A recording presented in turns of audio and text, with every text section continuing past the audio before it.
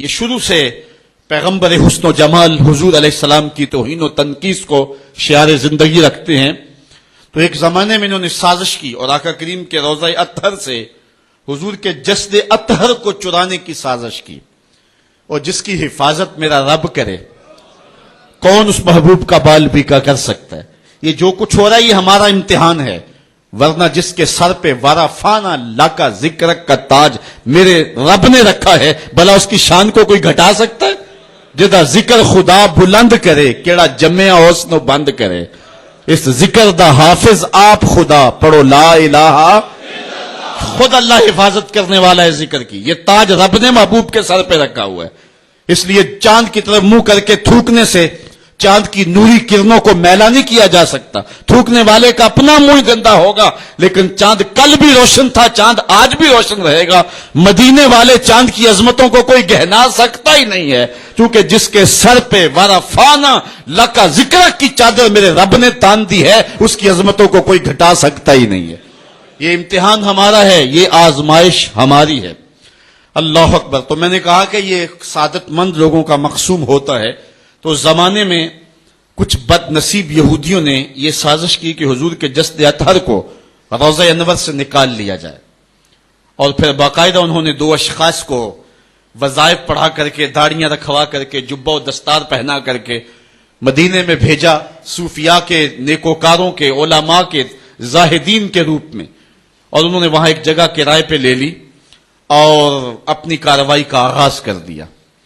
وہ اپنے کمرے کے اندر سرنگ کھودتے اور روزانہ مٹی نکالتے، اور رات کے اندھیرے میں بقی کے قبرستان میں قبروں کے اوپر مٹی ڈال کے آ جاتے، اور سارا دن تسبیح لیے اللہ اللہ کرتے رہتے. لوگ کہتے کہ یہ تو بڑے صالح لوگ ہیں، اور پھر لوگوں کو خیرات بھی کرتے.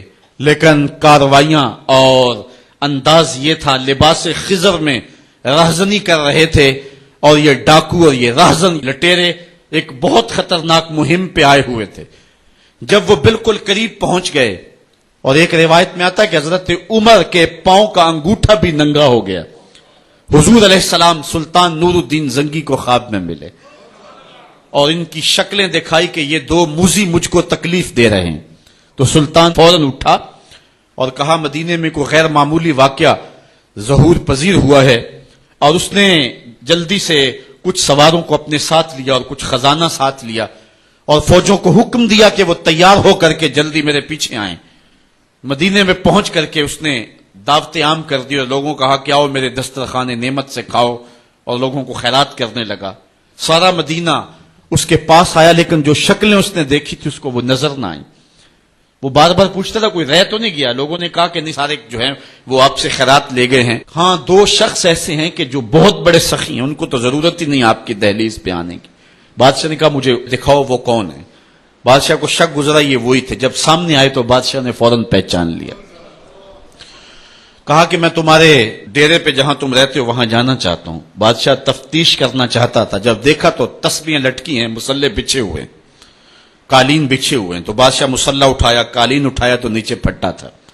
جب پھٹا اٹھایا تو نیچے سرنگ تھی. پھر بادشاہ نے ان کو جانوروں کے پیچھے بندھوا کر کے چروا دیا. اور میں نے تاریخ میں پڑھا سلطان نور الدین زنگی مدینے کی گلیوں میں پھر اس کے بعد روتا پھرتا تھا، اور اس کی آنکھوں میں آنسو تھے، اور کہتا تھا یا رسول اللہ تمہاری مہربانی کہ یہ ڈیوٹی میرے ذمہ لگائی ہے، ورنہ کائنات بھری پڑی تھی. یہ سعادت مندی میرا مقدر کہ اس نوکری کے لیے مجھے منتخب کیا ہے. اور پھر اس نے روضہ رسول کے ارد گرد جو ہے جہاں تک پانی آتا ہے وہاں تک جو ہے اس نے جو ہے زمین کھدوائی اور سیسا پگھلا کے اس کے اندر ڈال دیا کہ دوبارہ قیامت تک کوئی موذی اس کی جرأت نہ کر سکے. تو روضہ رسول کے ارد گرد وہ سیسا پلائی ہوئی دیوار ہے جس کو کھودا نہیں جا سکتا. یہ سلطان نور الدین زنگی کی زندگی کا یہ انوکھا باب ہے. آئیے اب سلطان صلاح الدین ایوبی کی کہانی بھی سنتے ہیں. یہ اسلام کا مجاہد اعظم، یہ حلال اور صلیب کی جنگوں کا ہیرو، اور جس پہ امت اسلامیہ کو آج بھی ناز ہے، اور آج صدیاں گزرنے کے بعد یہ سینوں میں دل کی طرح دھڑکتا ہے.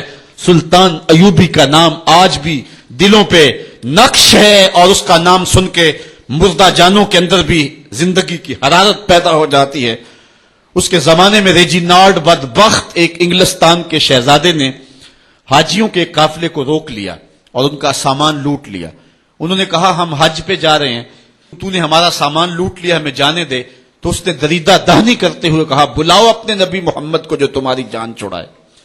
بس سلطان صلاح الدین ایوبی تک یہ بات پہنچی تو میں نے تاریخ میں پڑھا ہے کہ وہ دانت پیستا تھا, اس کی آنکھوں میں خون اتر آیا, اس میں کھڑے کھڑے قسم کھائی کہ جب تک اس ظالم کو کیفر کردار تک نہیں پہنچاؤں گا چین کی نیند نہیں سوؤں گا.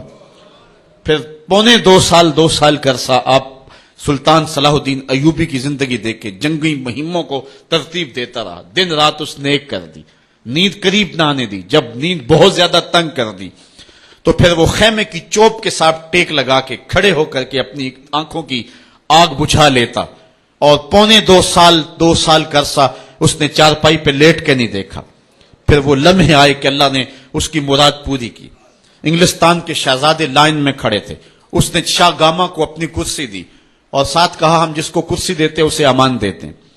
پھر اس نے اس کے جو نائٹس تھے ان کو آب خورے دیے, ان میں پانی دیا, کہا جس کو ہم پانی دیتے ہیں اس کو امان دیتے ہیں. پھر جب ریجینالڈ کی باری آئی تو بادشاہ کی رگیں پھول گئی غصے سے. اس نے تلوار نیام سے باہر نکالی اور اس کی چھاتی پہ چڑھ کے اس کی گردن پہ تلوار رکھ کے اس کے ٹکڑے کرتے ہوئے کہا او کتے, تم نے کہا تھا بلاؤ اپنے نبی محمد کو, محمد عربی نے اپنا نوکر بھیج دیا ہے. اور اس طرح اس ریجینالڈ کتے کے 2 ٹکڑے کر کے رکھ دیے. یہ ہماری تاریخ ہے, یہ اور روشن تاریخ ہے. ہمارے اسلاف, ہمارے بزرگ, اس دور کے شہنشاہ, اس دور کے بادشاہ اتنی جرأت اور اتنی عظیمت رکھا کرتے تھے. اور آج ہماری کمزوریاں نے دشمنوں کو دلیر کر دیے. کبھی ایسا بھی اندھیر آیا تھا کہ سر عام یوں توہین اور تنقیص ہوتی ہو پیغمبر حسن اور پیغمبر جمال کی, اور پھر 1 ارب 40 کروڑ انسان دنیا کے اوپر بستے ہوں. یہ بھی زمانے نے دن دیکھنے تھے. تو امت مسلمہ کی موت واقع ہو جائے اگر حضور علیہ السلام کی توہین باقی رہتی ہے. اس لیے امت کو پوری قوت کے ساتھ کھڑا ہونا ہے اور اپنے نبی علیہ السلام کی توہین کا بدلہ لینا ہے. اور یہ ممکن نہیں ہے جب تک جو ہے وہ ہم پوری دنیا کے اوپر غالب نہ ہوں. اللہ تعالیٰ امت کو وہ دن نصیب فرمائے کہ امت کا غلبہ اللہ تعالیٰ نصیب فرمائے. اس وقت ہمارا المیہ یہ ہے کہ ہمارے پاس عالم لیڈر کوئی نہیں ہے. عوام کے جذبے یقیناً دیکھنے کے.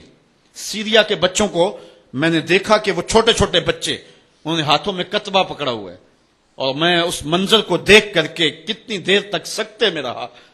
اس کے اوپر لکھا ہوا تھا اقتلونا ولا تسبوا لنبینا, ہمارے ٹکڑے کر دو لیکن ہمارے نبی کو گالی نہ دو. ان بچوں کے درد کی کہانی کلیجے چیر رہی تھی.